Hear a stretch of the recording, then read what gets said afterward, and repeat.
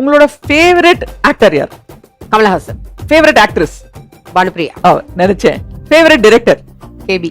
Favourite cinematographer? PC. Brinda சின்ன வயசுல பயங்கர சுட்டினா நிறைய எங்க அம்மாட்ட அடி வாங்கினவளே அவதான்.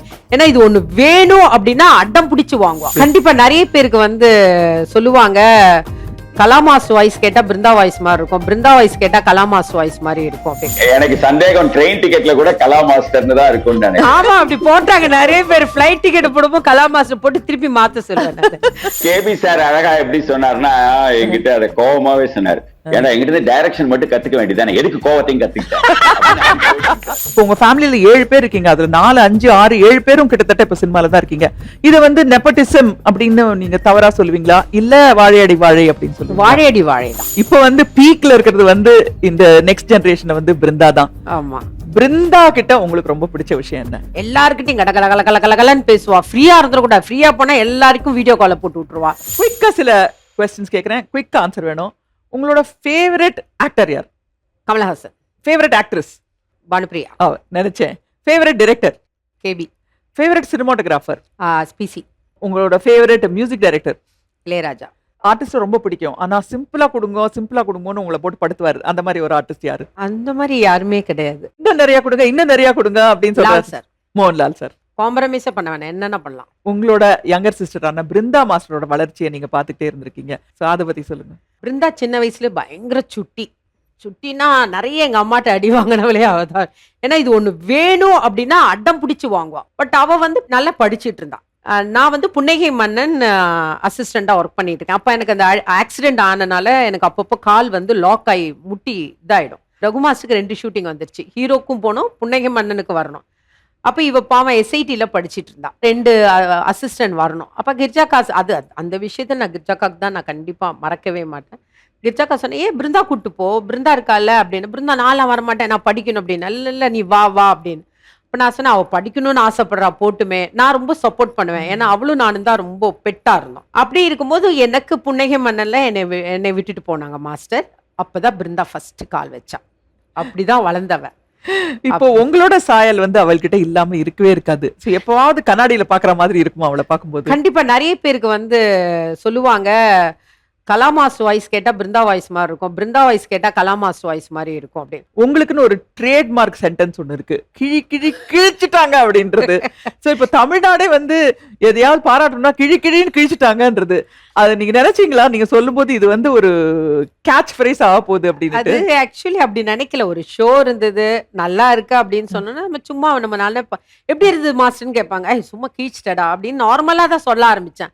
அப்புறம் போக போக கை ஆக்ஷன் பண்ண ஆரம்பிச்சேன், போக போக பேப்பரை கிழிக்க ஆரம்பிச்சேன். அப்படியா? இது பயங்கர ரீச் ஆகி கண்டிப்பா ஒரு விஷயம் சொல்லணும். தர்பாருக்கு அந்த அசிஸ்டண்டா போயிருந்தேன். ஒரு நாள் கிளாஷ்க்கு போயிருந்தேன். முருகதாஸ் சார் வந்து பேசினாரு. கரெக்டா ஷார்ட் ரெடி. நான் காலையில தான் இறங்குறேன், லைட்டிங் எல்லாம் போட்டு பக்காவா சந்தோஷிவன் சார் கேமரா எல்லாம் ரெடி இருக்கு, நான் போய் ஷார்ட் வைக்கணும். எனக்கு ஷார்ட் சொல்றாரு, இந்த மாதிரி சாங் அப்படின்னு சொன்னோன்னே ரஜினி சார் ரொம்ப நாள் சந்திரமுகிக்கு அப்புறம் நான் அவரோட ஒர்க் பண்றேன். அவரு பார்த்துட்டு ஐயோ சந்திரமுகிக்கு அப்புறம் பார்க்கணும்ல அப்படின்னு பேசிட்டு ஷார்ட் வச்சா எல்லாம் முடிச்சுட்டு என்ன அறியாம இல்ல சார் சூப்பர் கிழிச்சிட்டீங்க சார் சொல்லிட்டேன். பார்த்தா முருகதாஸ் சாரை காணும், அசிஸ்டன்ஸ் எல்லாம் காணும். பார்த்தா விழுந்து சிரிக்கிறான். எதுக்குன்னா இதுக்கு தாங்க கலாமாஸுக்காக ரஜினின்றது கவலை இல்ல, கிழிச்சிட்டீங்க. அப்புறம் முருகதாஸ் சொன்னார், எங்க படத்துலயே இந்த பாட்டு இருக்கு, சும்மா கிழி. ஆக்சுவலி நான் வெறும் கிழி சொல்ல மாட்டேன், சும்மா கிழின்னு சொல்லுவேன் அப்படி.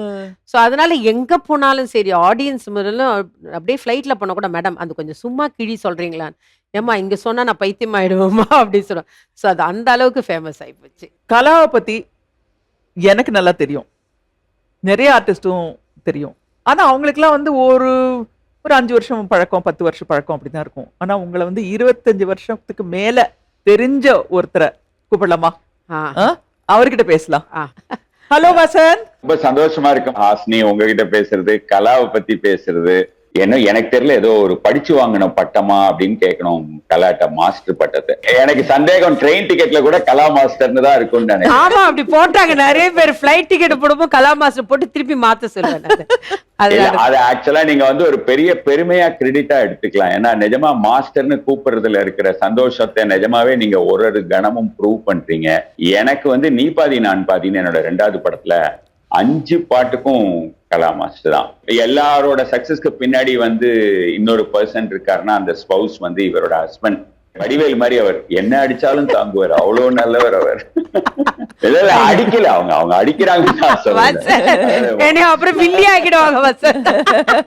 அத நல்லவருங்கிறதுக்கு மட்டும்தான் நீங்க அந்த உதாரணத்தை எடுத்து. Very very friendly person. Kala, I am very very happy உங்களோட நல்ல விஷயங்களை பத்தி இந்த ப்ரோக்ராம்ல என்னால பேச முடிஞ்சது. வசந்த் எனக்கு 25 இயர்ஸா நல்லா தெரியும். நாங்க வந்து அசிஸ்டண்டா இருக்கும்போது நாங்க நிறைய சண்டை போட்டு 25 இயர்ஸ் இல்ல 33 இயர்ஸ்ல 33 இயர்ஸ் ஏதோ 33 இயர்ஸ் முன்னாடி தான் நீங்க நாங்க சண்டை போட்டுப்போம், பயங்கரமா சண்டை போட்டுப்போம். அவரு வந்து கேபி சாரோட பெட்டு அவரு சாரு. சோ ஏதாவது பண்ண இது பண்ணுக்கலாம், நீ அது பண்ணுக்கலாம், அது பண்ணுக்கலாம், நீ பாதி நான் பாதி ஷூட்டிங்ல வசந்த் வேற ஷூட்டிங் போயிட்டு வந்து இப்படி சாப்பிட அதுல வேண்டாம், நீ வந்து ஷார்ட் வை.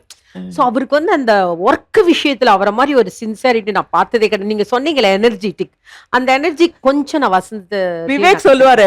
வசந்த் வந்து என்ன பண்ணுவாராம், ஹோல் டே டென்ஷன்ல இருப்பாராம். ஆமா, வீட்டுக்கு போனோடனே அந்த டென்ஷனை பாக்கெட்ல இருந்து எடுத்து ஃப்ரிட்ஜ்ல வச்சுட்டு அடுத்த நாள் காலையில திரும்பி எடுத்து பாக்கெட்ல வச்சுட்டு வேலைக்கு வருவாராம். விவேக் சொல்லுவாரு. அதான் வசந்த். சோ வசந்த் உங்களுக்கும் அத வந்து கேபி சார் அழகா எப்படி சொன்னார்னா, என்கிட்ட அத கோவமாவே சொன்னாரு. ஏன்னா எங்கிட்ட இருந்து டைரக்ஷன் மட்டும் கத்துக்க வேண்டியதானே, எதுக்கு கோவத்தையும் கத்துக்கிட்டேன். சொல்லுவாரு. நல்ல விஷயத்த கத்துக்க மாட்டியே. அது சொல்லல, நல்ல விஷயம் கத்துனேன் கேட்டாரு. Okay Vasanth, so nice to. எனக்கு வந்து பழைய நோஸ்டால்ஜியா எல்லாம் வந்துச்சு. எனக்கு கேபி சார் ரொம்ப மிஸ் பண்றேன், ரொம்ப ரொம்ப ரியலி.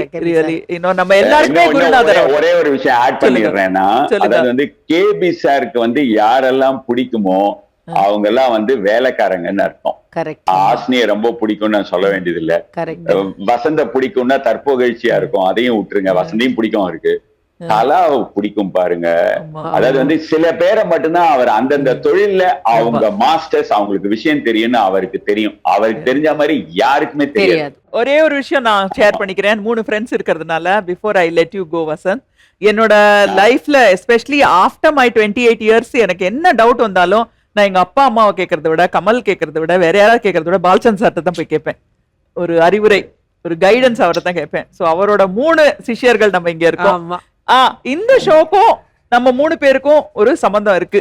என்ன அப்படின்னா, இந்த ஷோவோட பேரே நீ பாதி நான் பாதி. Thank you so much Vasanth. Thank you Vasanth, thank you so much. It's my pleasure. Thanks for inviting me for this show. So இப்போ இந்த ஷோவோட philosophy என்னன்னு பாத்தீங்கன்னா, நீ பாதி நான் பாதி. ஒரே குடும்பத்துல இருந்து, அது பிறந்து வந்திருந்தாலும் சரி, இல்ல வளர்ந்ததுக்கு அப்புறம் திருமணம் இல்ல உறவுகள்ல வந்தாலும் சரி, 2 பேர், அத பத்தி தான் இருக்கு. இத வந்து நார்த் இந்தியால நெப்பட்டிசம் அப்படிங்கிற பேர்ல தவறான ஒரு ஃப்ரேஸ் மாதிரி யூஸ் பண்றாங்க. இப்போ உங்க ஃபேமிலியில 7 பேர் இருக்கீங்க, அதுல 4, 5, 6, 7 பேரும் கிட்டத்தட்ட இப்ப சினிமால தான் இருக்கீங்க. இத வந்து நெப்பட்டிசம் அப்படின்னு நீங்க தவறா சொல்லுவீங்களா, இல்ல வாழையடி வாழை அப்படின்னு சொல்லுவீங்களா? வாழையடி வாழை தான். கிரிஜாக்கா வந்தாங்க, கிரிஜாக்காக தான் எங்க அம்மா ஈரோட்ல இருந்து சென்னைக்கே வந்தது. அவ்வளவு அழகா இருப்பா அவ. அவங்க வந்து லலிதா பத்மினி ட்ரூப்ல வந்து ஜாயின் பண்ணிட்டு, அப்படி இருக்கும்போது தான் ரகுமாஸ் லவ் பண்ணி கல்யாணம் பண்ணிக்கிட்டு, அப்பவும் அவங்க தனியா இல்லாம தங்கச்சிங்களும் வரட்டும் சொல்லிட்டு தங்கச்சிங்களுக்கும் வந்து சப்போர்ட் பண்ணிட்டு இந்த அளவுக்கு இருக்குன்னா கண்டிப்பா கிரிஜாக்காவும் ரகுமாஸ்டர் தான். அண்ட் மெயின் எங்க அக்கா தான். அக்கா இல்லாம ரகுமாஸ்டர் நாங்க பார்க்க முடியாது. ஸோ வாழையடி வாழை தெரிஞ்ச ஒரு விஷயத்த வந்து குடும்பமே அதுல இருந்துட்டு வந்துட்டு காட் கிரேஸ் எல்லாமே சக்சஸ்ல போயிட்டு இருக்கு. ஸோ இப்போ வந்து குடும்பத்துல ரகுமாஸ்டர், கிரிஜாக்கா, ஜெயந்தி, நீங்க, பிருந்தா, இந்த கடைக்குட்டி. இப்ப வந்து பீக்ல இருக்கிறது வந்து இந்த நெக்ஸ்ட் ஜெனரேஷன் வந்து பிருந்தா தான். ஆமா. பிருந்தா கிட்ட உங்களுக்கு ரொம்ப பிடிச்ச விஷயம் என்ன? அவட்ட ஒரு பிடிச்ச விஷயம் எப்படின்னா, அவளுக்கும் மனசுல ஒண்ணுமே கிடையாது. எல்லாருக்கிட்டையும் கடகலன்னு பேசுவா. ஃப்ரீயா இருந்துடக்கூடாது, ஃப்ரீயா போனா எல்லாருக்கும் வீடியோ காலை போட்டு விட்டுருவா, பேசுவா. மனசுல வந்து அவளுக்கு வந்து அந்த இந்த கெட்ட எண்ணங்கள் கிடையாது. மரியாதை அப்படியே இருக்கு, எவ்வளவு வளர்ந்தாலும் மரியாதை அப்படியே இருப்பா. அது வந்து அம்மா சொல்லி கொடுத்த எங்க கிட்ட விஷயம். எங்க அம்மா அப்பா ஒண்ணு சொல்லுவார், எப்பயுமே வந்து நிமிந்து நிக்காத, உன்னோட எல்லாரையும் நீ இப்படி பாரு. நீ கார்ல போகும்போதும் நீ அந்த அவங்க அந்த இதுல பார்க்கும்போது கடவுள் நம்மள இது வரைக்கும் வச்சிருக்கானே நீ சந்தோஷப்படு. மேல பங்களா பார்த்து எனக்கு பங்களா இருக்குன்னு நீ ஃபீல் பண்ணாது. எங்க அப்பா சொல்லி கொடுத்த ஒரு விஷயம். ஸோ பிருந்தாட்ட பிடிச்ச ஒரு விஷயம் எது இருந்தாலும் ஷேர் பண்ணுவா, எல்லாரையும் அன்பா. இன்க்ளூட் பாத்தீங்கன்னா என் பையனுக்கு பேர் வச்சதே பிருந்தா தான். எனக்கு டெலிவரி ஆனோன்னு அவ தான் பெரிய விஷயமா இருந்தா, அவளுக்கு அந்த பார்த்துக்கிட்டு பேரை வச்சுக்கிட்டு எல்லாமே இன்வால்வ் ஆவா. அந்த மாதிரி